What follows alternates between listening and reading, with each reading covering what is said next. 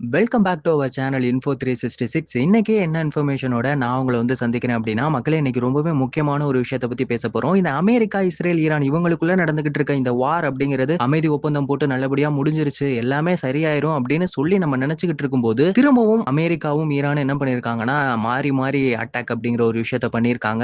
இதுக்கெல்லாம் மூல காரணமா என்ன மாதிரியான விஷயங்கள் இருந்தது? இப்போ அமெரிக்க அதிபர் ட்ரம்ப் அவர்கள் வந்துட்டு ஈரானுக்கு பயங்கரமான வார்னிங்லாம் கொடுத்திருக்காரு. அதுக்கு ஈரான் பதிலடியா என்ன மாதிரியான விஷயங்களை வந்து சொல்லியிருக்காங்க. பாகிஸ்தான்ல நடந்த தாக்குதலுக்கு இந்தியா தான் காரணமா அப்படின்னு சொல்லி சொல்றாங்களே, அது உண்மையா இல்ல வதந்தியா? அதுக்கு என்ன காரணம்? அங்க என்ன நடந்துகிட்டு இருக்கு? இத பத்தி தான் இன்னைக்கு இந்த வீடியோல ரொம்ப டீடைலா பேச போறோம். சோ வீடியோவை ஸ்கிப் பண்ணாம ஃபுல்லா பாருங்க.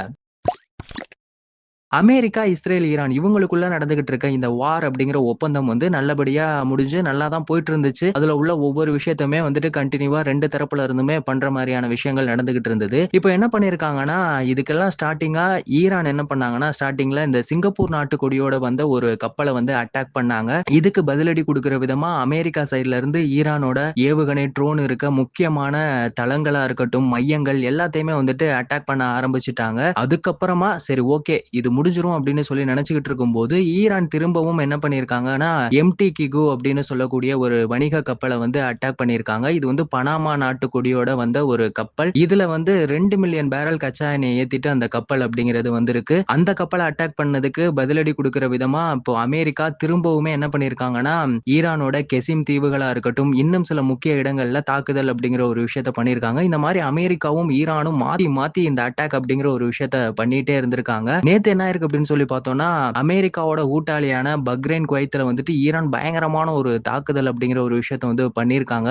ஏன் இந்த 2 இடத்த வந்து டார்கெட் பண்ணும் அப்படின்னு சொல்லி பார்த்தோம்னா, பஹ்ரைன்ல தான் வந்து அமெரிக்காவோட கடற்படையான 5வது கடற்படை தளம்லாம் இருக்கு. இந்த ஸ்ட்ரைட் ஆஃப் ஹார்மோஸ்ல அமெரிக்காவோட கடற்படை வந்து முற்றுகையிட்டு அவங்கள வேவு பார்த்துக்கிட்டு இருந்தாங்கல்ல, அது எல்லாமே வந்து கண்ட்ரோல் பண்ற ஒரு இடமா வந்து இந்த இடம் தான் இருந்துச்சு. அதனால தான் அந்த இடத்த வந்து டார்கெட் பண்ணி அட்டாக் பண்ணியிருக்காங்க. இன்னொரு பக்கம் என்ன அப்படின்னு சொல்லி பார்த்தோம்னா, இந்த குவைத்ல வந்துட்டு இந்த ராணுவ தளங்கள் எல்லாமே வந்து இருக்கு. ஸோ அங்கேயும் என்ன பண்ணியிருக்காங்கன்னா, இந்த தாக்குதல் அப்படிங்கிற ஒரு விஷயத்த வந்து பண்ணியிருக்காங்க. இதுக்கு இப்போ ட்ரம்ப், அமெரிக்க அதிபர் ட்ரம்ப் அவர்கள் என்ன சொல்றாரு அப்படின்னா, இந்த மாதிரி மாத்தி மாத்தி இந்த அட்டாக் அப்படிங்கிற ஒரு விஷயம் நடந்துகிட்டே இருந்துச்சு. ஒப்பந்தம் போட்டதுக்கு அப்புறமும் இந்த மாதிரி தாக்குதல்லாம் நடத்திக்கிட்டே இருந்தீங்க அப்படின்னா, உலக வரைபடத்துல ஈரான் அப்படிங்கிற ஒரு நாடே இல்லாம பண்ணிருவோம். ஏற்கனவே எங்களோட ராணுவ படை அப்படிங்கிறது வந்து ரொம்பவே ஸ்ட்ராங்கா இருக்கு. அதனால நாங்க ஈரானை வந்து முக்காவாசி முடிச்சிட்டோம். இன்னும் கொஞ்சம் தான் இருக்கு. ஈரான் அப்படிங்கிற நாடே இருக்காது அப்படின்னு சொல்லி பயங்கரமான ஒரு வார்னிங்க குடுத்திருக்காரு. இவர் வார்னிங் குடுத்ததெல்லாம் வந்து சரியா? இதெல்லாம் உண்மையா? அப்படின்னு சொல்லி பார்த்தோம்னா, எல்லாமே வந்துட்டு போங்கு அப்படின்னு தான் வந்து சொல்லணும். ஏன்னா, இந்த வார்ல வந்து யார் ஜெயிச்சாங்க அப்படிங்கிறது உலகத்துல இருக்க எல்லாருக்குமே இது வந்து தெரியும். அமெரிக்கா இந்த வாரால எவ்ளோ லாஸ் ஆயிருக்காங்க, எவ்ளோ அடி வாங்கியிருக்காங்க எல்லாமே வந்துட்டு தெரியும். தெரிஞ்சாலும் அமெரிக்க அதிபர் ட்ரம்ப் அவர்கள் வந்துட்டு அமெரிக்காவையும் தன்னையும் புகழ்ந்து பேசுறத வந்து எப்பவுமே மாத்திக்க போறதில்ல. அந்த மாதிரியான ஒரு விஷயமா தான் வந்துட்டு இவரோட வார்னிங் அப்படிங்கிறது இருக்கு. சரி இதுக்கெல்லாம் காரணம் யாரு? அப்போ ஈரான் தானே? ஈரான் தானே ஃபர்ஸ்ட் அட்டாக் பண்ணாங்க அப்படின்னு சொல்லி பார்த்தோம்னா கிடையவே கிடையாது. இந்த அமைதி ஒப்பந்தத்துக்கு அப்புறம் இஸ்ரேல் என்ன பண்ணாங்கன்னா, லெபனான வந்து அட்டாக் பண்ணாங்க. லெபனான அட்டாக் பண்ணதுனால தான் வந்து ஈரான் வந்து காண்டாயிட்டாங்க. இன்னொரு முக்கியமான ஒரு விஷயம், அமைதி ஒப்பந்தத்துல ஸ்ட்ரைட் ஆஃப் ஹார்மோஸ்ல வந்துட்டு எப்பவுமே வழக்கமா எந்த பாதையில வந்துட்டு இந்த கப்பல்கள் எல்லாம் போகணுமோ அந்த பாதையில தான் போகணும் அப்படின்னு சொல்லிட்டு அந்த முக்கியமான அம்சங்கள்ல ஒரு பாயிண்டா அது இருந்துச்சு.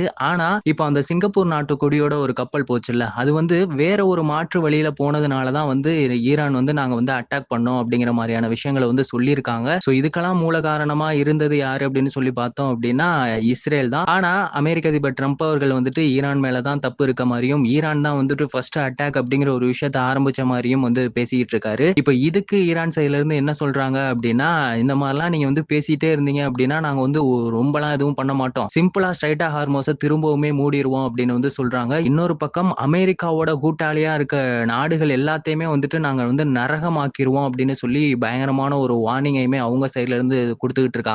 இந்த மாதிரி 2 பக்கமுமே வந்துட்டு தாக்குதல் அப்படிங்கிற ஒரு விஷயமும் நடந்துகிட்டு இருக்கு. வார்னிங் அப்படிங்கிற ஒரு விஷயமுமே நடக்குது. சரி ஓகே அப்ப திரும்பவுமே இந்த போர் வந்துட்டு ஆரம்பிக்க போகுதா? திரும்பவுமே இன்னும் தீவிரமா ஆரம்பிக்க போகுதா? அப்படின்னு சொல்லி பார்த்தோம்னா, நாளைக்கு திரும்பவுமே அமெரிக்காவும், ஈரானும் பேச்சுவார்த்தை அப்படிங்கிற ஒரு விஷயத்த வந்துட்டு கத்தாரோட தலைநகரான தோஹால வந்து நடக்கிறதுக்கான வாய்ப்புகள் இருக்கு. நடக்க போகுது அப்படிங்கிற மாரியும் சொல்லியிருக்காங்க. சோ அதுக்கப்புறமாவது இந்த போர் நிறுத்தம் அப்படிங்கிறது வந்து கன்டின்யூ ஆகுமா? இல்ல திரும்ப திரும்பவும் அட்டாக்லாம் பண்ணுவாங்களா அப்படிங்கிறத நம்ம பொறுத்திருந்து பார்ப்போம். இன்னொரு பக்கம் பாகிஸ்தானோட கராச்சியில பயங்கரமான தாக்குதல்லாம் வந்து நடந்துகிட்டு இருக்கு. இந்த தாக்குதல்ல என்ன பண்ணியிருக்காங்கன்னா, பயங்கரவாதிகள் சில பேர் வந்துட்டு இந்த கார் வெடிகுண்டு, துப்பாக்கி எல்லாத்தையுமே எடுத்துட்டு வந்துட்டு பாகிஸ்தானோட ராணுவ வீரர்கள வந்து சுட்டுருக்காங்க. இதுல வந்து 4 பேர் இறந்து போயிருக்காங்க. இந்த அட்டாக் நடந்ததுல பயங்கரவாதிகளும் வந்துட்டு ஆப்போனன்ட் ஆன அவங்களுமே வந்துட்டு 6 பேர் வந்து இறந்து போயிருக்காங்க. சோ இந்த ஒரு அட்டாக் நடந்ததுக்கு இந்தியா தான் காரணம் அப்படின்னு சொல்லி பாகிஸ்தான் சைடுல இருந்து சொல்லியிருக்காங்க. இத கேட்டுட்டு ரொம்பவே கடுப்பான இந்தியா நம்ம சைடுல இருந்து என்ன சொல்றாங்க அப்படின்னா, தேவையில்லாம பழி போடுற வேலையெல்லாம் விட்டுட்டு உங்க நாட்டுல என்ன நடக்குது அப்படிங்கிறத பாருங்க.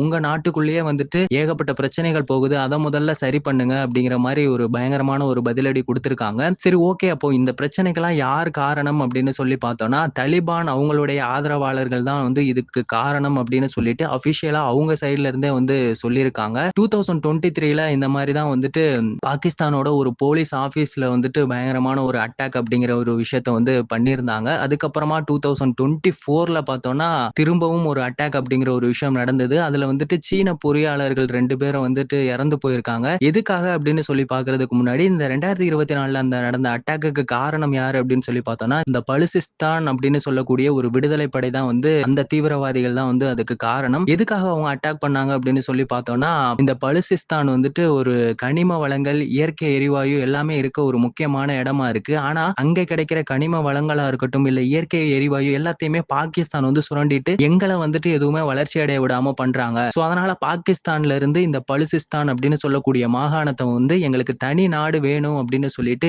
இந்த தீவிரவாத படை என்ன பண்ணிருக்காங்க அப்படின்னா வந்து போராட்டம் பண்ணிட்டு இருக்காங்க. அதுக்காக தான் அந்த மாதிரியான ஒரு அட்டாக் அப்படிங்கிற ஒரு விஷயத்தையுமே வந்து அவங்க பண்ணாங்க. சோ திரும்ப இந்த 2023, 24க்கு அப்புறமா 2026ல இப்ப நடக்கிற ஒரு மிகப்பெரிய தாக்குதலா இந்த ஒரு விஷயம் இருந்துகிட்டு இருக்கு. சோ பாகிஸ்தான்ல நடந்த இந்த தாக்குதலை பத்தி நீங்க என்ன நினைக்கிறீங்க?